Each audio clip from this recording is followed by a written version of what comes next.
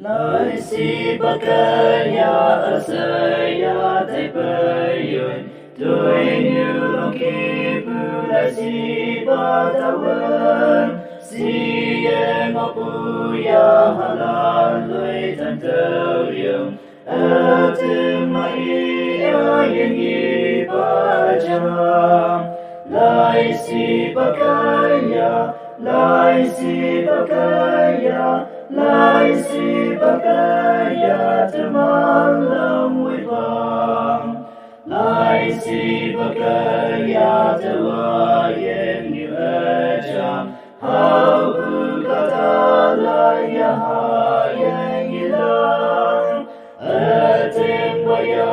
halila kaya nang jang Kawang temoy hay mayu gemang Lai si bakaya, lai si bakaya, lai si bakaya teman lang wei bang Ya fan chim ne wan te ki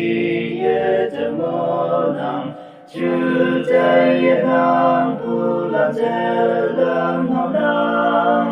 Yen ke la se mong yen pe mo bulan Wu ba lang wai ba wong joy ki lai Lai si bakaya, lai si bakaya Lai si bakaya teman lang wai ba